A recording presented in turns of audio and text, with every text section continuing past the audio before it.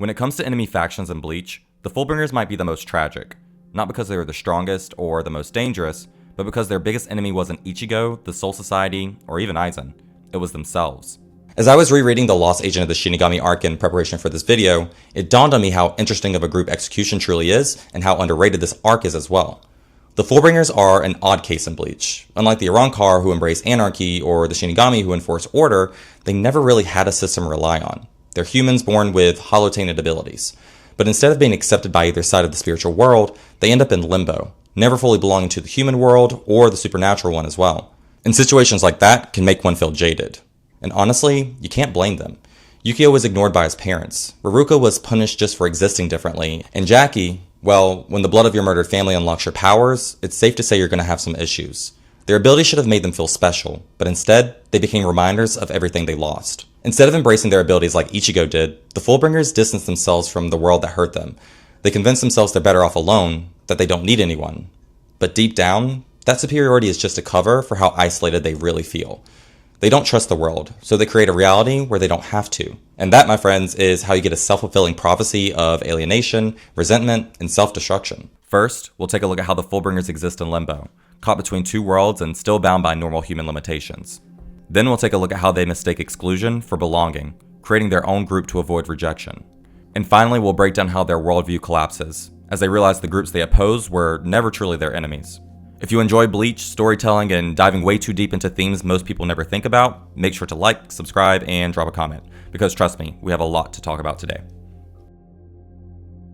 You know that feeling when you're between jobs, between apartments, or just stuck waiting on the next big change in your life? Now imagine that, but forever. That's what it's like to be a Fullbringer. They don't fit neatly into Bleach's spiritual hierarchy. They're not Soul Reapers, not Hollows, but they are human. Just humans with abilities that make them different. Unlike Arrancar who fully embrace their monstrous nature, the Fullbringers are still grounded in the human world.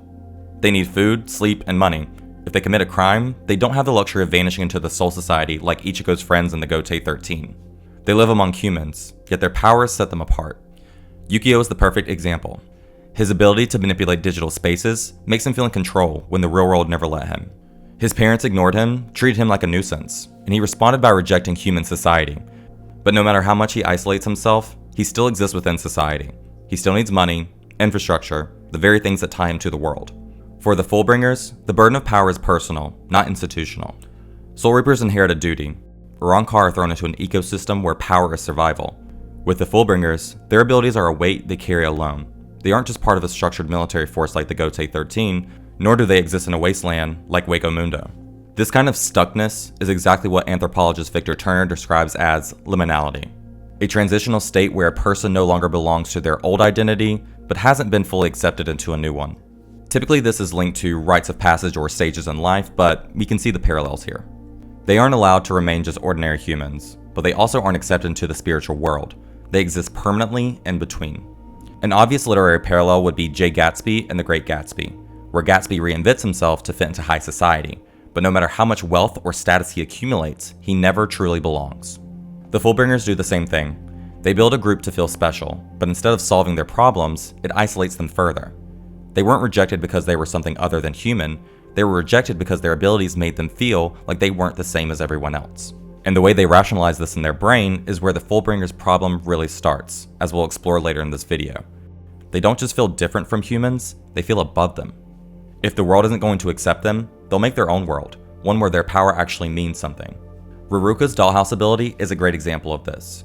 She doesn't form real relationships, but she does decide what she loves and she controls it. It's a way of making things belong to her so she doesn't have to belong to anyone else. Then there's Tsukishima. Instead of fitting into other people's lives naturally, he forces himself in through his Book of the Inn. He doesn't build friendships. On a thematic level, he rewrites history to make himself indispensable. They all handle their liminality differently, but at the end of the day, they're all trying to force a sense of belonging into a world that doesn't naturally give it to them. And that's where things go wrong. Instead of finding real connections, Xcution turns inward, creating a world where they're the only ones who matter. They don't just struggle with being in between, they reject anything that challenges their fragile identity. Gatsby threw parties to be accepted by a world that never embraced him. The Fullbringers, they shut themselves off. They're still human, but their powers make them feel like they aren't. If they can't belong, they'll convince themselves they're above everyone else. But their attempts at belonging only make them feel more isolated. They don't create a true community. They create an echo chamber.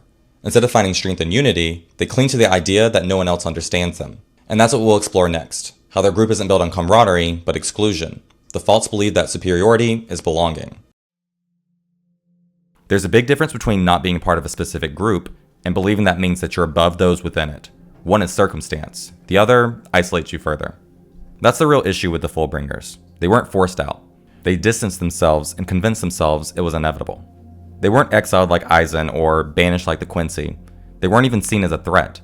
But instead of accepting that, they built their own space, not out of unity, but rejection. They didn't join forces because they shared a vision. They grouped together because they believed no one else would understand them.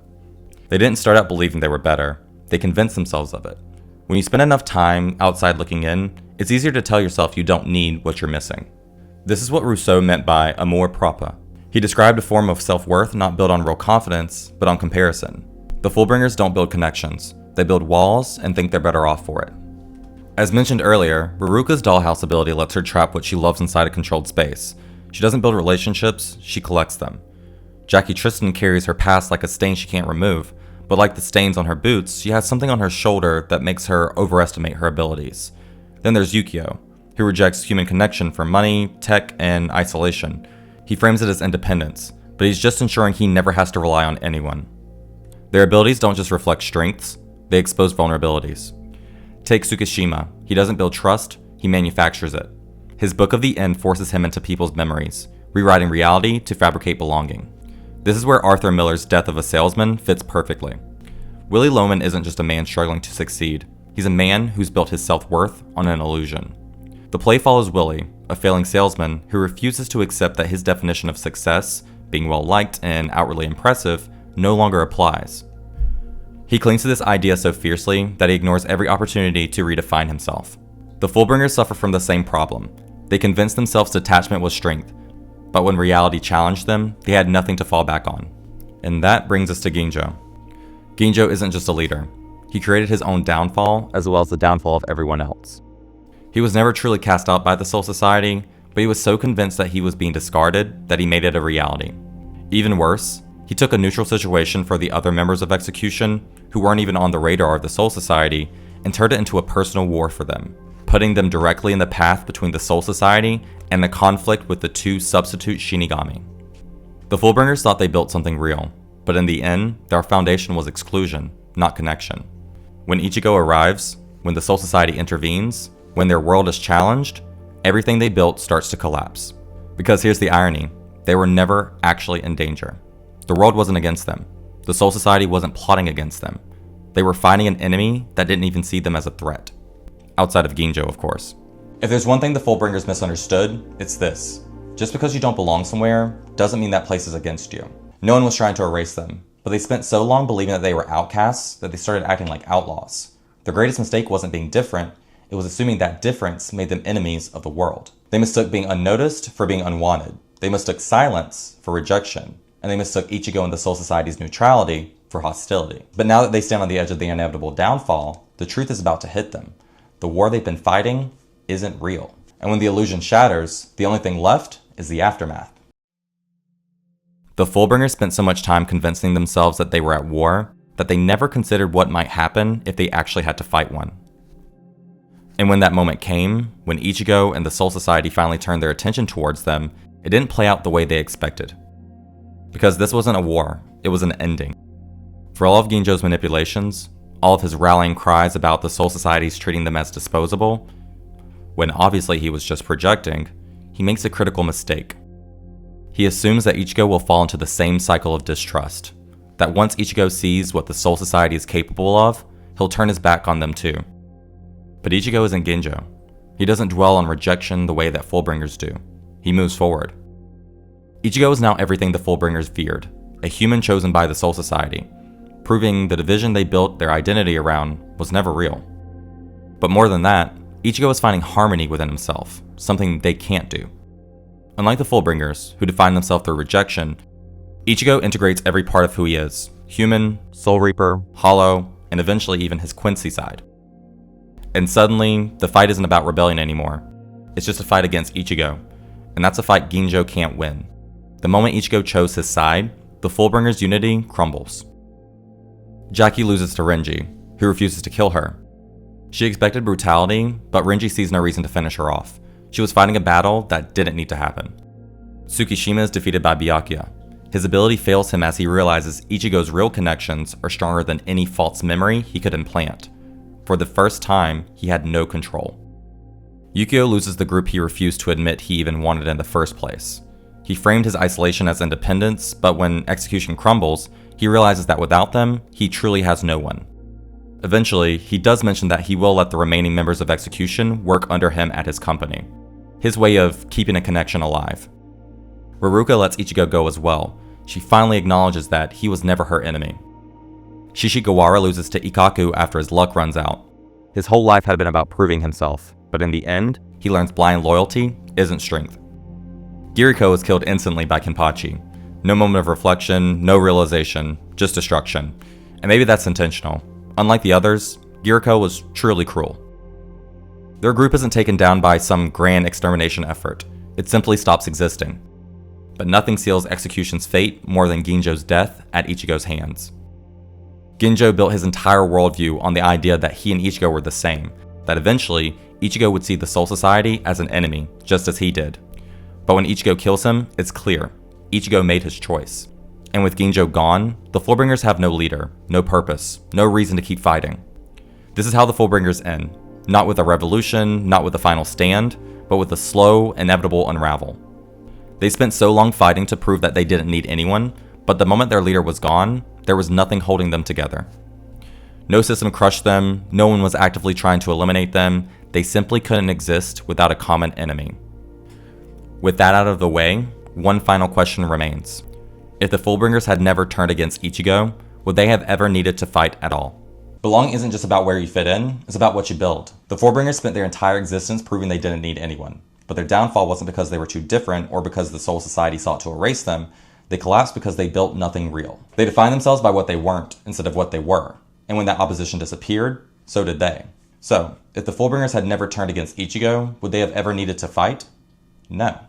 There was no effort to eliminate them, no unavoidable conflict. Had they sought connection instead of isolation, they wouldn't have been removed. They weren't targeted, they were just in the way. The fight was never necessary, it was a self-fulfilling prophecy. They believed the world would never accept them, so they acted like enemies. And in the end, that's exactly what they became. Not because they had to, but because they had convinced themselves they already were. This isn't just a story about rejection. It's about the dangers of defining yourself through exclusion. When your identity is built solely on opposition, on what you reject, you risk having nothing left when the fight is over. Because without conflict, what are you? The Fullbringers believed the world was against them, but in the end, it wasn't the world that destroyed them. It was the absence of the fight they thought they needed. Their greatest mistake wasn't losing the battle, it was convincing themselves they had to fight one at all. If you enjoyed this breakdown, make sure to like, subscribe, and drop a comment below. And if you've been following this Enemies of Bleach series, we've covered the Soul Society, the Arrancar, and now the Fullbringers. But there's still one major group left, the Quincy. What truly drives them, and what themes reflect their existence? That's what we'll explore in the next installment. Thank you for watching, and I'll see you in the next one.